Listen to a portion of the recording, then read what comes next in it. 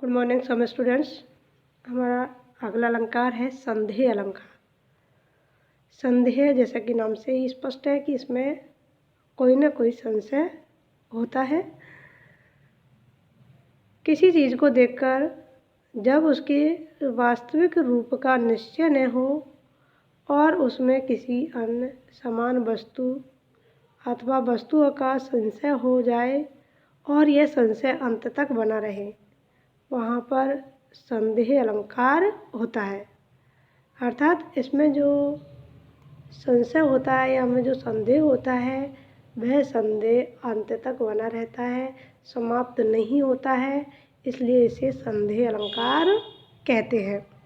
जैसे सारी बीच नारी है कि नारी बीच सारी है, सारी ही की नारी है कि नारी ही की सारी है। द्रौपदी के चीरहरण के समय उसकी साड़ी इतनी लंबी हो गई थी कि दर्शकों को यह संदेह हुआ कि यह नारी साड़ी के बीच छिपी हुई है अथवा नारी के अंतर्गत साड़ी छिपी हुई है, और यह संदेह उत्पन्न हुआ और निश्चय नहीं हुआ और अंत तक बना रहा। अर्थात अंत तक इस बात का ज्ञान नहीं हुआ कि सारी नारी है या नारी साड़ी है।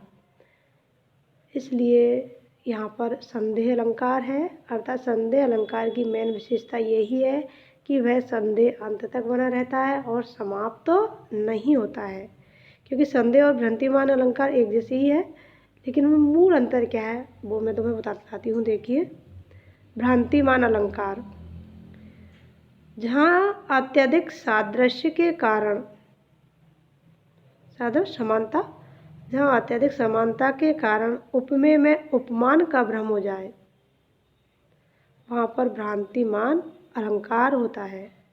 इसमें उपमेय में उपमान का भ्रम हो जाता है और वह भ्रम इसलिए होता है कि उन दोनों में बहुत अधिक समानता है, तो इसी समानता के कारण भ्रम हो जाता है, लेकिन वह भ्रम अंत में समाप्त हो जाता है।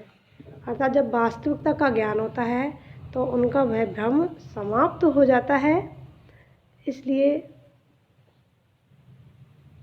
वह भ्रांतिमान अलंकार होता है। जैसे कि ओस बिंदु चुग रही हंसनी मोती उनको जान, कि जो हंसनी है ओस की बूंदों को मोती समझ लेती है और उनको चुगने लगती है, लेकिन जैसे ही वह उनको चुगती है तो उन्हें ज्ञान हो जाता है कि ये मोती नहीं, ये तो क्या है, ओस की बूंदें हैं। अर्थात उनका भ्रम समाप्त हो गया। तो संदेह और भ्रांतिमान अलंकार में यही अंतर है कि संदेह अलंकार में संशय अंत तक बना रहता है, जबकि भ्रांतिमान अलंकार में वास्तविकता का ज्ञान होने पर संशय समाप्त हो जाता है, भ्रम समाप्त हो जाता है। इसलिए इन दोनों में अंतर भी पूछा जा सकता है। जैसे भ्रांतिमान अलंकार के और भी उदाहरण है। उस रात अंधेरी रजनी में रस्सी को सांप समझ बैठा, कि रात्रि के अंधकार में जो रस्सी होती है वह भी हमें सांप के समान प्रतीत होती है, लेकिन जब हम उसकी तह तक जाते हैं तो हमें पता चलता है कि ये रस्सी नहीं, ये सांप नहीं है तो रस्सी है। इसी प्रकार जानी श्याम घनश्याम को नाच उठे बनमोर, और भी बहुत सारे उदाहरण हैं, और तुम्हें भी कोई उदाहरण और याद हो तो तुम उसको यहाँ लिख सकते हो। ठीक है, तो यह हुआ हमारा संदेह और भ्रांतिमान अलंकार। अगला हमारा अलंकार है अतिशयोक्ति अलंकार। अतिशयोक्ति का अर्थ होता है बढ़ा चढ़ाकर कोई बात को कहना। जैसे कि अतिशय प्लस उक्ति, अर्थात बात को बहुत बड़ा चढ़ाकर कहना ही अतिशयोक्ति है।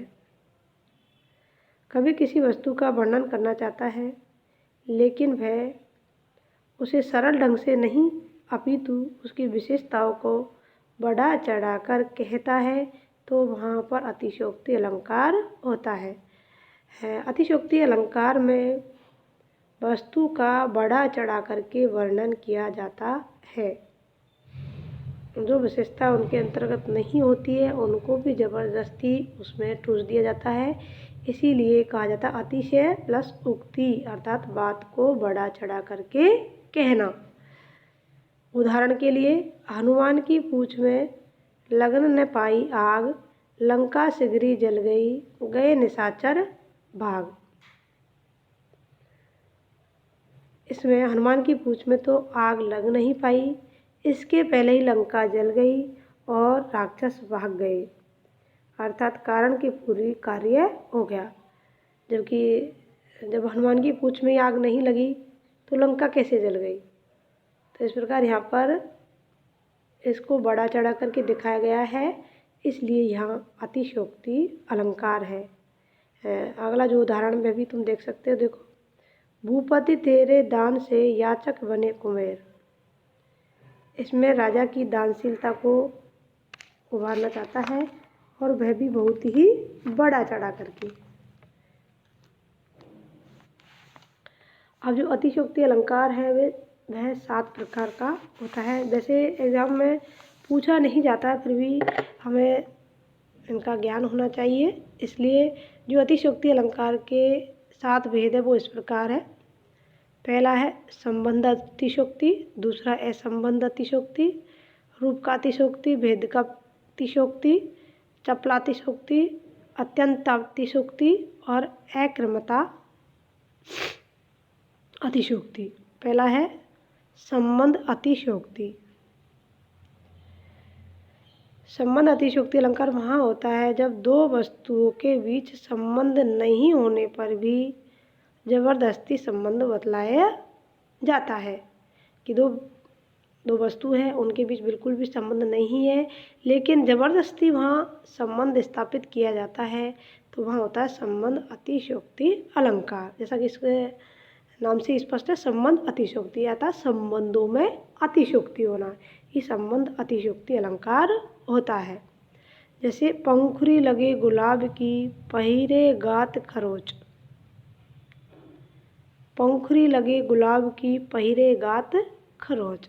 तो यहाँ पर पंखुरी और गात में संबंध न होते हुए भी संबंध दिखलाया गया है, इसलिए यहाँ संबंध अतिशयोक्ति अलंकार है।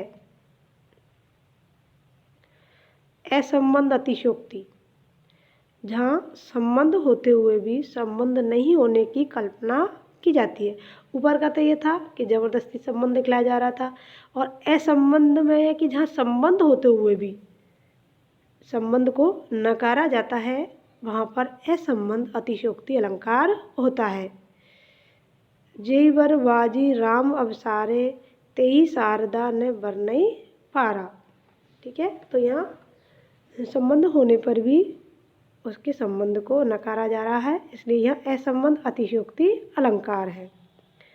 रूप का अतिशयोक्ति, देखो रूप का अतिशयोक्ति कहाँ होता है, जहाँ पर उपमेय को लुप्त करके केवल उपमान का कथन किया जाए और उसी से उपमेय का अर्थ लिया जाए, वहाँ पर रूप का अतिशयोक्ति अलंकार होता है।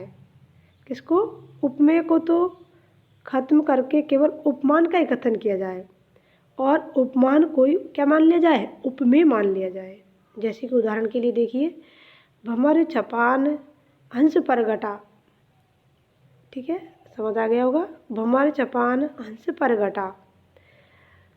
तो इस प्रकार यहाँ उपमेय के ही से ही, मतलब जो उपमान है उसी से उपमेय का अर्थ लगाया जा रहा है, इसलिए यहाँ रूप का अतिशयोक्ति अलंकार है।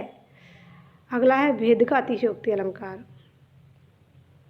जहाँ भेद नहीं होने पर भी भेद होने का वर्णन किया जाता है। भेद नहीं है लेकिन क्या है, उसमें भेद दिखलाया जा रहा है, तो वहाँ होता है भेद का अतिशयोक्ति अलंकार। जैसे भय चितवत और कछु जे ही बस होत सुजान, कि भय चितवत और कछु जे ही बस होत सुजान। तो वह जो इसकी दृष्टि है, चितवन है, वह कुछ और ही है, जिसके बस कौन हो जाता है? सुजान हो जाता है। तो उसकी जो